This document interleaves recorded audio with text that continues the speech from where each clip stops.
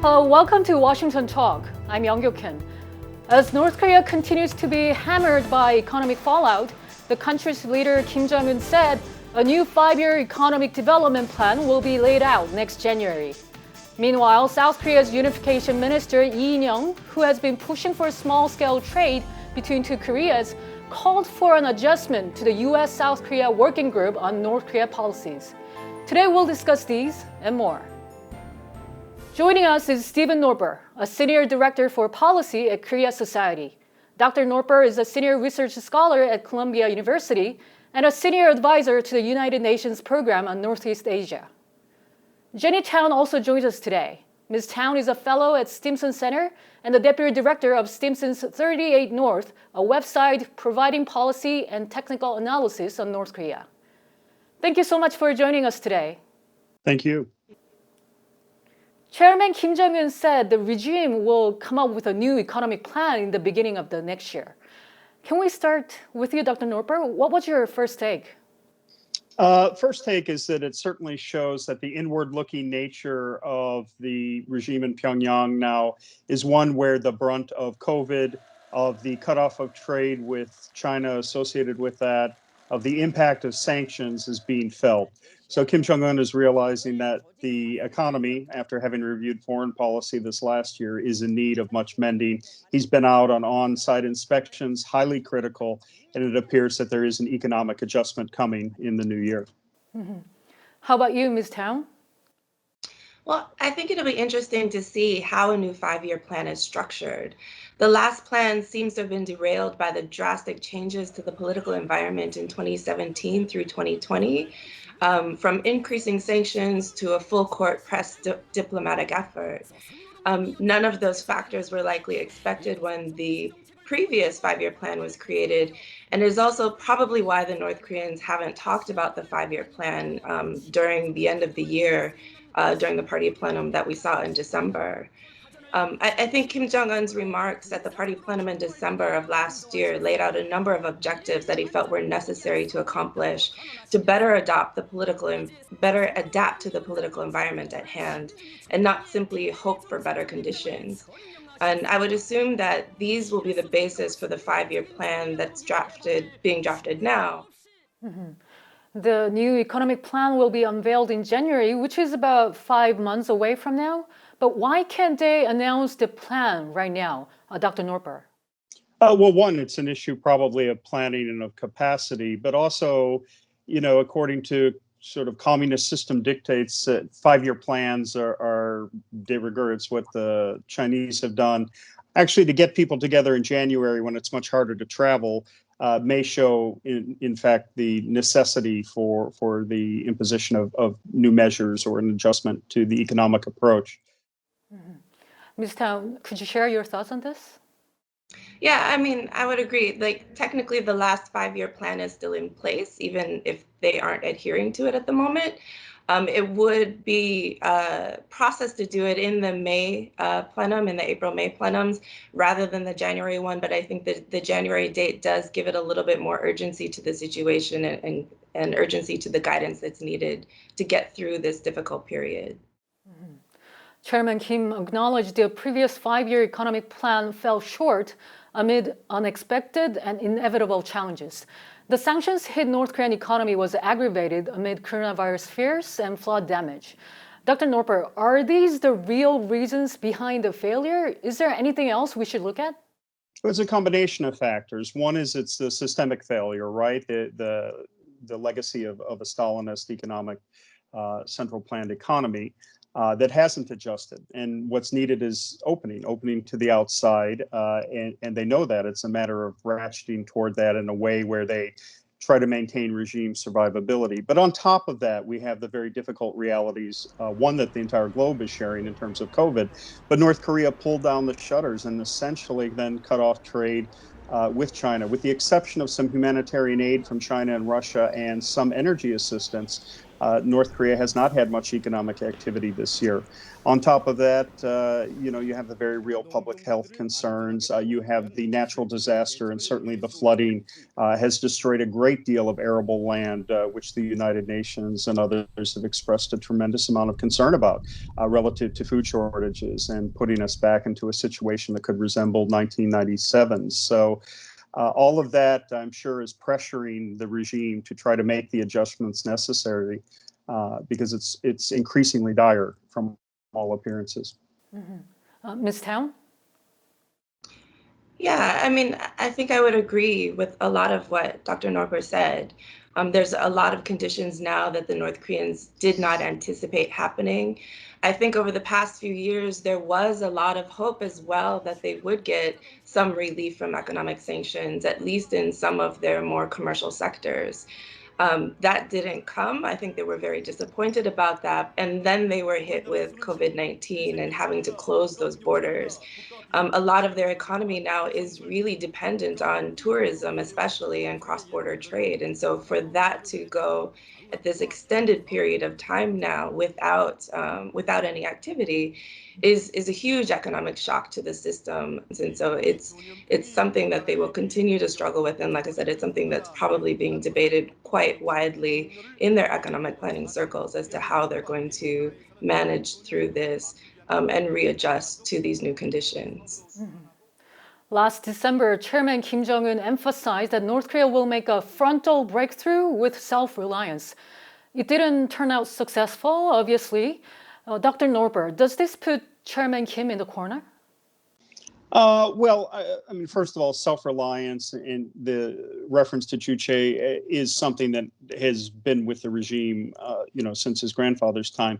As Jenny rightly pointed out, the plenum address was important for a number of reasons. And one of the things he did do was ask the elites to tighten their belts. And so that does imply that there is a certain constriction across the economy now, and that they're taking more serious measures. But that's an expectation. The difficulty is the balancing act for Kim Jong-un, because if there's economic tightening, both for the elites and for the general public and the rising middle class in North Korea, that type of tempering of economic benefits and the denial of an increase in economic activity is something that could threaten the regime, which puts him in a difficult position over time.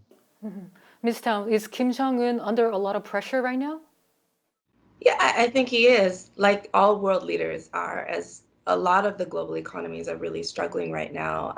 I think, as Dr. Noerper pointed out, the idea that Kim Jong-un had already started talking about belt tightening before COVID became a big issue says a lot about where his mindset is, because he spent the first 8-9 years of his rule talking about trying to improve the living conditions and the livelihoods of the people and not having to tighten their belts again. So going back now and trying to change that expectation and bring that expectation back down to something more manageable, given the failures of the diplomatic process to get the kinds of sanctions relief that they would be needed in order to really do a grander opening of the economy. These are all things that will put pressure on Kim Jong-un, that now he has to manage these expectations better, and it's not an easy process. Is it possible for North Korea to improve the economy by being self-reliant? Dr. Noerper, what does it really take for North Korea to make a real progress? The fact is that North Korea still pursues Pyeongjin policy of pursuing both economic and nuclear development at the same time. What do you think? Well, I mean, the challenge is to convince North Korea that they don't derive security for their nation through the possession of nuclear weapons. So denuclearization is what the international community has been insistent on in order to lift those sanctions. There's going to have to be some partial lifting of sanctions, and that probably would best occur through the inter-Korean reconciliation process. And that's why we should all be supportive of those overtures, because there then you could see South Korea go to the Security Council and ask for some exceptions to sanctions. And that would begin to lighten the load for North Korea. Mm-hmm. South Korea's spy agency said North Korean leader Kim Jong-un has delegated part of his authority to his younger sister, Kim Yo-jong. Ms. Town, is this something new? Haven't we heard a lot about Kim Yo-jong's role since March? Yeah, it's a little unclear to me what the NIS really means by delegating authority. Does Kim Yo-jong really have autonomous decision-making power? I don't know. Certainly, she has taken over responsibility of, for instance, inter-Korean relationships. We've seen her take on other issues. We've seen other cabinet members take over and take responsibility for, their issue areas as well. And Kim Jong-un does give them a lot of room. But also it comes with consequences. You take the risk. If it pays off, you reap the benefits or you reap the consequences. And we've seen several of these members also be removed from their positions and replaced along the way. With Kim Yo-jong, I think it's very unclear what her position is, and especially in relationship to her brother. And I think there's still a lot we don't know, and that we have to wait and see how that turns out. Meanwhile, South Korea's unification minister Lee In-young met with U.S. Ambassador to Seoul, Harry Harris, and said the U.S.-South Korea joint working group on North Korea policies should be adjusted. He even mentioned there's a view that working group is a hindrance to inter-Korea relations. Dr. Noerper, what does he mean by this? Well, I think what he was reflecting was a widely held opinion within the current administration that it's hard to be able to have the alliance with the United States, which they do continue to profess is all important for South Korea's security, but at the same time embark on inter-Korean reconciliation in a way where the Americans are supportive of the effort. And that hasn't been an explicit part of the U.S.-South Korea relationship. It has been a more traditional alliance. So in his call is really the opportunity for the Americans and South Koreans to sit down and adjust, update, invigorate that alliance where it does include more specific support for inter-Korean reconciliation. Ms. Town, what kind of adjustment is Minister Lee seeking for? Well, I think I would disagree a little bit with Dr. Noerper's description of the working group, especially. I think, the U.S. is morally supportive of inter-Korean reconciliation, but the working group itself has really been focused on trying to hammer out issues that deal with sanctions. What kind of cooperation falls under the scope of sanctions? What kind of cooperation would violate sanctions? What kind of cooperation that might have been characterized as violating sanctions might still be allowed. And I think that's what the working group has really been trying to figure out. And I think what the South Koreans are trying to do is get more of a blanket exemption of this type of activity, for instance, around humanitarian assistance, doesn't need the consultation, that it's okay and it can develop on its own, rather than having to talk about every issue in the bilateral working groups, because that's really what they see as holding up the process. As they go consult, the U.S. Will express its concerns about sanctions violations, and it's seen as the U.S. holding the South Koreans back. Whether or not that's practical and whether or not that can actually be executed is a big question, right? And if it was an easy question to answer, they would have done it already. Ambassador Harris responded by saying the working group has served as an efficient mechanism. Dr. Noerper, has he given any hint about the U.S. stance on this? Oh, I think, I think where we see ourselves is a difficult year for U.S.-South Korea relations, certainly over the special measures agreement talks. There has been some drift in the relationship, but at the operational level, it remains close. The coordination mechanisms have improved. The working group has had some efficacy in that sense. And it's a continued challenge. Alliance management is a complicated issue. North Korean leader Kim Jong-un admitted the regime has failed to shore up the economy. Many experts, however, does not expect that North Korea will give up its nuclear program or carry out any reform of the existing structure anytime soon. We'll have to watch what kind of a new plan North Korea will come up with in 5 months. Dr. Noerper and Ms. Town, thank you both very much. I appreciate your time today. Thank you. And that does it for this week's Washington Talk from Voice of America. Please join us again next week for more analysis.